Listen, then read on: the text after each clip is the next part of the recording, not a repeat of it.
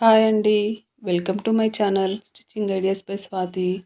ఈరోజు వీడియో వచ్చేసి బ్లౌజు నేర్చుకునే వాళ్ళకి, కొత్తగా నేర్చుకునే వాళ్ళకి ముఖ్యంగా బ్లౌజు బ్యాక్ పార్ట్ అనేది ఎలా కట్ చేయాలో నేను వివరంగా చూపిస్తాను. క్లియర్గా చూడండి ఈ వీడియో. ఎందుకంటే మీకు చిన్న చిన్న డౌట్స్ ఏమైనా ఉన్నా కూడా మంచిగా క్లారిఫై అవుతాయి ఈ వీడియో వల్ల.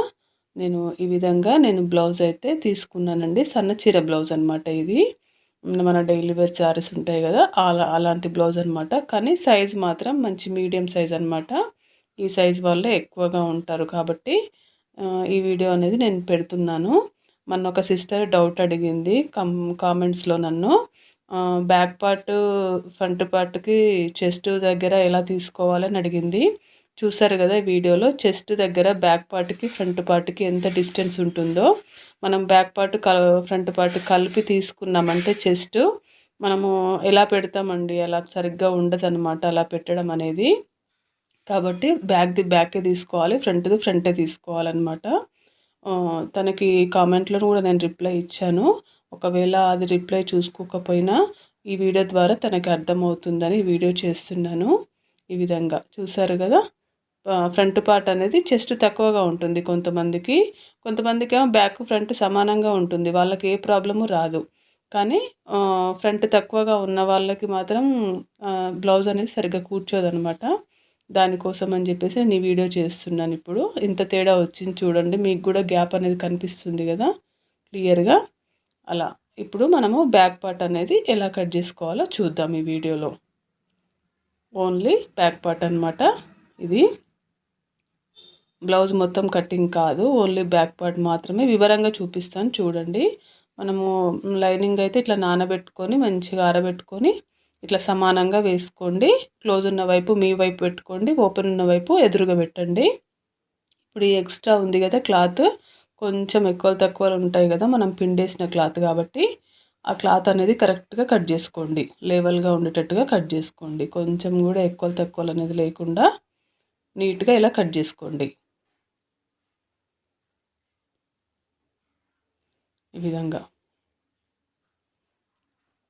కట్ చేసుకున్న తర్వాత మనం ఇప్పుడు సైజ్ బ్లౌజ్ అయితే పట్టుకొని చూసుకొని మనము టేప్ సహాయంతో హైట్ అనేది కొలుచుకోండి. హైట్ కానీ లూజ్ కానీ మొత్తం బ్యాక్ పార్ట్కి సంబంధించిన మెజర్మెంట్స్ మొత్తం కొలుచుకోవాలన్నమాట. ఈ విధంగా ఫస్ట్ అయితే నేను చుట్టుకొలత చూస్తున్నాను, నడుం చుట్టుకొలత. ఈ విధంగా నడుం చుట్టుకొలత అయితే నాకు ఈ విధంగా చూడండి, మీరు వీడియోలో చూస్తున్నారు కదా, కనిపిస్తుంది కదా, 15 అనేది వచ్చిందనమాట. ఈ విధంగా నేనైతే ఇక్కడ రాసి చూపిస్తున్నాను చూడండి. ఒకవేళ మీకు అర్థం కాకపోయినా ఇప్పుడు క్లియర్గా అర్థమవుతుంది. 15 ఇంచెస్ వచ్చింది కదా, అయితే దాన్ని 2 భాగాలుగా చేసుకుంటే 7.5 అనేది వస్తుందన్నమాట. దాన్ని నేను ఈ విధంగా మార్కింగ్ అయితే పెడుతున్నాను. ఫిట్టింగ్ అనేది అది ఎంత ఉంటే అంత పెట్టుకోండి, ఎక్స్ట్రా అనేది అవసరం లేదనమాట. ఒకవేళ ఎక్స్ట్రా అయినా మళ్ళీ వాళ్ళకి లూజే అవుతుంది, మళ్ళీ మనం దాన్ని టైట్ చేసి ఇవ్వాల్సి వస్తుంది అనమాట కుట్టిన తర్వాత. ఇప్పుడు ఇలా డాట్స్ ఉన్నాయి కదా, ఆ డాట్స్ కోసం అయితే ఒక 1 ఇంచ్ అనేది ఎక్స్ట్రా తీసుకోండి. ఇది మాత్రం కంపల్సరీ గుర్తుపెట్టుకోండి, ఎందుకంటే మళ్ళీ తీసుకోకపోతే కుట్టేటప్పుడు ప్రాబ్లం అవుతుంది అనమాట. ఖర్చు ఎక్కువగా ఉండకుండా ప్రాబ్లం ఇస్తుంది మీకు. ఇది ఖర్చు అనమాట. ఖర్చు ఒక 2 ఇంచెస్ అనేది పెట్టుకోండి. ఫస్ట్ కుట్టు దగ్గర నుంచి కొలవండి, ఖర్చు కోసము కొలిసేసి పెట్టుకోండి. ఈ విధంగా ఇలా 2 ఇంచులు అనేది పెట్టుకోండి. ఇప్పుడు మనకు బ్యాక్ చుట్టుకొలత, డాట్స్కి అలాగే ఖర్చు మొత్తం వచ్చేసినాయండి మనకి. ఈ విధంగా ఉంటుందన్నమాట బ్యాక్ చుట్టుకొలత అయితే. ఇప్పుడు మనము ఈ హైట్ అనేది తీసుకోవాలన్నమాట. ఈ హైట్ అనేది షోల్డర్ దగ్గర మధ్యలో పట్టుకొని డాట్ ఉంటుంది కదా కింద డాట్, ఆ డాట్ వరకు చూసుకోండి. ఈ విధంగా ఇలా 13.5 ఉందండి హైట్, చూసారు కదా 13.5 ఉంది. దానికి మనం ఒక 1 ఇంచ్ అనేది ఎక్స్ట్రా తీసుకోండి సరిపోతుంది. ఎందుకంటే మనకు ఖర్చుకి ఈ కింది వైపు పై వైపు ఖర్చుకి కావాలి కదా, ఆ ఎక్స్ట్రా క్లాత్ అనేది తీసుకోండి. ఎందుకంటే ఖర్చులు కంపల్సరీ మైండ్లో పెట్టుకోవాలి. నేనేమి లైన్ లాగా గీయట్లేదు. కింద పైన కొంతమంది కింద 1/2 ఇంచు పైన 1/2 ఇంచు వదిలిపెడతారు. నేను అలా పెట్టట్లేదు, కాబట్టి ఖర్చు అనేది మైండ్లో పెట్టుకొని నేను గీస్తున్నాను. 13.5 వస్తే నేను 14.5 తీసుకున్నాను. అక్కడ మార్కింగ్ అనేది పెట్టాను. ఇప్పుడు షోల్డర్ అనేది 3 ఉంటుందండి. 2.5కి కొంచెం ఎక్కువగా ఉంది. మనకి కుట్లలోకి పోతుంది కదా, కొంచెం క్లాత్ అనేది అది మైండ్లో పెట్టుకొని ఒక 3 అనేది షోల్డర్ తీసుకోండి.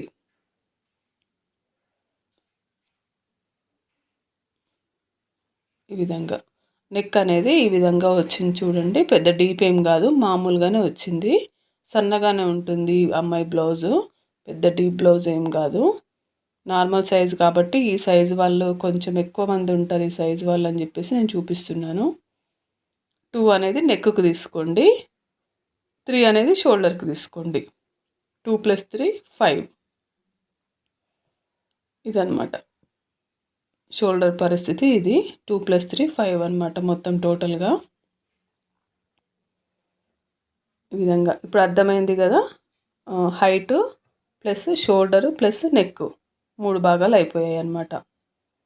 ఇప్పుడు నెక్ హైట్ అనమాట. కింద నెక్ ఉంది కదా, వీప్ కప్ అంటాము దీన్ని. ఈ వీప్ కప్ అనేది పెంచుకోవచ్చు, తగ్గించుకోవచ్చు అనమాట. కస్టమర్ అభిప్రాయాన్ని బట్టి ఉంటుంది అది. వాళ్ళు కొంచెం పెంచమంటే పెంచాలి, లేదు మాకు ఇంకా నెక్ పెద్దగా కావాలంటే కొంచెం తగ్గించి పెట్టేసేయాలన్నమాట. ఈ విధంగా ఇలా వస్తుందన్నమాట షేప్ అనేది. దీన్ని ఇలా ఫోల్డ్ చేసేసి 2 మడతలు వేసి ఫోల్డ్ చేసేసి ఇలా కొలుచుకోండి. ఇదైతే నాకు 4 ఉంది. నేను ఒక 1 ఇంచ్ అనేది ఎక్స్ట్రా పెట్టుకుంటున్నాను, ఎందుకంటే కుట్లలోకి పోతుంది కదా, కింద పైన గల్ల వేస్తాము, కింద వీప్ పట్టికి కుట్లలోకి వెళ్ళిపోతుంది కదా, దాన్ని నేను తీసుకున్నాను అనమాట. ఇప్పుడు ఈ 2 అనేది పైన నెక్ ఉంది కదా, నెక్ కోసం అనేది 2 వదిలిపెట్టుకున్నాం కదా, ఆ లైన్ అనేది ఇక్కడ గీసుకొని దాన్ని కలిపేసేయండి. మన నెక్కు ఒక షేప్ అనేది వస్తుందన్నమాట. ఆ షేప్లో ఏదైనా నెక్ గీసుకోవచ్చు మనము. ఒక 1/4 ఇంచ్ అట్లా పెట్టేసి నేనైతే మామూలుగా రౌండ్ నెక్ గీస్తున్నాను ఇప్పుడు ప్రస్తుతానికి. ఒకవేళ మీకు వెడల్పు కనుక కావాలి అని అనుకుంటే ఇలా కొంచెం ఒక 1/2 ఇంచ్ అంతా ఎక్స్ట్రా తీసుకోండి. ఈ విధంగా 1/2 ఇంచ్ అంత ఎక్స్ట్రా తీసుకొని ఆ పైన ఉన్నదాన్ని ఏం కదిలేయకుండా కింద మాత్రమే ఒక 2.5 తీసుకున్నారు కదా, దీన్ని కలపండి, లైన్ అనేది కలపండి. ఆ పైదాన్ని ఏమాత్రం కదిలించొద్దు. లైన్ 2 నెక్ ఉంది కదా, దాన్ని ఏమాత్రం కదిలించకుండా కింద మాత్రమే కొంచెం పెంచేసి ఈ విధంగా రౌండ్ నెక్ అనేది గీసుకోండి. కొంచెం డీప్ వస్తుంది అన్నమాట. ఈ విధంగా మరి అందులోనే కాకుండా అందులోనే పెట్టేశారంటే నెక్ అంతా మూసుకుపోయినట్టు వస్తుందన్నమాట. కొంచెం డీప్గా వెడల్పుగా కావాలంటే ఇట్లా పెట్టుకోవచ్చు. ఇప్పుడు చంక హైట్ అనేది చూడండి ఒకసారి. ఈ విధంగా ఉంది కదా, ఇలా కూడా తీసుకోవచ్చు అనమాట. 2-3 రకాలుగా ఉంటాయండి కట్టింగ్స్ అనేది, ఒక రకంగా ఉండదు. కాబట్టి మీరు అన్నీ అర్థం చేసుకొని మీకు నచ్చిన పద్ధతి ఏదైతే ఉందో దానికి అలవాటు కండి. ఎట్లా చేసినా వస్తుంది, ఎలా చేసినా మన ముక్క అనేది ఇటు నుంచి తిప్పి చూపించినా అటు నుంచి తిప్పి చూపించినా ముక్క అనేది కనిపిస్తుంది కదా, దాన్ని ముక్కే అంటారు కదా. అట్లాగే బ్లౌజ్ కటింగ్ కూడా అంతే అనమాట. ఎలా చేసినా వస్తుంది, కాకపోతే మన కన్వీనెంట్ని బట్టి మనకు అర్థమయ్యే విధంగా మనం చేసుకుంటాం అన్నమాట. ఇప్పుడు ఇది చంక హైట్ అయిపోయింది కదా. చంక హైట్ కింద నడుము చుట్టుకొలత ఉంది కదా, దానికి ఒక 1 ఇంచ్ అనేది ఎక్స్ట్రా పెట్టుకుంటే చెస్ట్ లూజ్ అనేది వస్తుందన్నమాట. మనకి ఈజీ టిప్ అనమాట ఇది, దీనికి మించిన టిప్ లేదు. నడుము చుట్టుకొలతకి ఉంది కదా, దానికి ఒక 1 ఇంచ్ అనేది ఎక్స్ట్రా పెట్టుకుంటే మనకి చెస్ట్ వచ్చేస్తుంది అనమాట. నార్మల్గా మరీ చెస్ట్ ఎక్కువ ఉన్న వాళ్ళకి అట్లా అయితే మళ్ళీ వేరే కొలతలు ఉంటాయి, కానీ నార్మల్గా అయితే కొత్తగా నేర్చుకునే వాళ్ళకైతే ఎక్కువ కన్ఫ్యూజన్ లేకుండా ఈజీ పద్ధతి అనమాట ఇది. ఒకవేళ మనకి ఇక్కడ చంక కింద హైట్ అనేది మనకు ఎలా వచ్చిందనేది తెలుసుకోవడానికి ఇదన్నమాట. ఒకసారి చూసుకోండి, కరెక్ట్ వచ్చిందా లేదా అని మనకు తెలిసిపోతుంది. చంక హైట్ కరెక్ట్ ఉందా లేదా అనేది మనకు తెలుసుకోవడానికి చంక కింది భాగం అనేది కొలిచి చూసుకోండి ఒకసారి. ఒక 1 ఇంచ్ అనేది 1.1 అనేది ఆర్మ్ రౌండ్ అనేది గీసుకోండి. ఇలా ఒకటి పావు చాలు. ఆర్మ్ రౌండ్ ఎక్కువ అవసరం లేదు. ఎందుకంటే కొంచెం పెద్ద ఏజ్ వాళ్ళకైతే ఎక్కువ పడుతుంది, కానీ చిన్న ఏజ్ వాళ్ళకి ఒకటి పావు సరిపోతుందన్నమాట. ఈ విధంగా గీసేసుకోండి. ఇప్పుడు ఈ చంక అనేది కరెక్ట్గా వచ్చిందా లేదా అనేది చూసుకోండి. ఈ విధంగా పెట్టేసి ఆ భాగం అనేది మన కుట్లలోకి వెళ్ళిపోతుంది. ఇలా పరుచుకొని ఇలా చూసుకోండి, మనకు కరెక్ట్గా వచ్చిందా లేదా అనేది ఇక్కడే తెలిసిపోతుంది అనమాట. మనం మామూలుగా మీరు బ్లౌజ్ కట్ చేస్తుంటే కూడా మీ సైజ్ బ్లౌజ్ని పెట్టి ఇట్లా చూసుకోండి, మీకు అప్పుడే తెలిసిపోతుంది మీరు పెట్టిన మార్కింగ్ కరెక్టా కాదా అనేది తెలిసిపోతుంది. ఇప్పుడు ఈ విధంగా నీట్గా కట్ చేసుకోండి.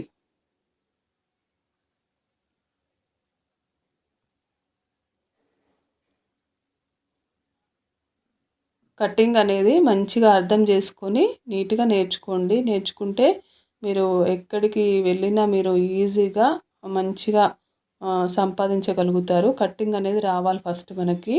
స్టిచ్చింగ్ కంటే ముందు కటింగ్ అనేది పర్ఫెక్ట్గా అండి. అట్లా అయినప్పుడే మనకి లైఫ్ అనేది ఉంటుందన్నమాట టైలరింగ్లో. స్టిచ్చింగ్ ఏముందండి, అందరూ చేస్తారు, కానీ కటింగ్ మాత్రం పర్ఫెక్ట్గా రావాలన్నమాట.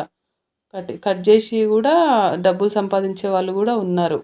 ఓన్లీ కటింగ్కే మాస్టర్స్ ఉంటారు కదా, ఇప్పుడు ఓన్లీ కటింగ్ మాస్టర్సే, వాళ్ళు అంతా స్టిచ్చింగ్ చేయరు. వాళ్ళు ఓన్లీ కటింగ్ చేసి డబ్బులు సంపాదిస్తారు. వాళ్ళు అంతా ఉంటుందన్నమాట టైలరింగ్లో. ఈ విధంగా మెయిన్ క్లాత్ వేసేసుకొని నేను ఇలా కట్ చేసుకుంటున్నాను. మీరు కూడా ఇలాగే కట్ చేసుకోండి. ఈ వీడియో కనుక నచ్చితే లైక్ చేయండి, షేర్ చేయండి. అలాగే మీ ఫ్రెండ్స్ ఎవరైనా కొత్తగా మిషన్ నేర్చుకునే వాళ్ళు ఉంటే మీ ఫ్రెండ్స్లో కానీ రిలేటివ్స్లో కానీ మీ పక్కన వాళ్ళు కానీ ఎవరైనా ఉంటే మన ఛానల్ గురించి చెప్పండి. ఒకవేళ వాళ్ళకు కూడా నచ్చితే సబ్స్క్రైబ్ చేసుకుంటారు. అలాగే మన ఛానల్ ఫాలో అయ్యి టైలరింగ్ అయితే మంచిగా నేర్చుకుంటారు. మీరు మంచిగా ఈజీగా టైలరింగ్ నేర్చుకోవాలనే ఉద్దేశంతో నేను ఇంత కష్టపడి వీడియోస్ అనేది చేస్తున్నాను. ఈరోజుకి ఇంతేనండి వీడియో. నచ్చితే కనుక లైక్ చేసి సబ్స్క్రైబ్ చేసుకోండి. Thanks for watching.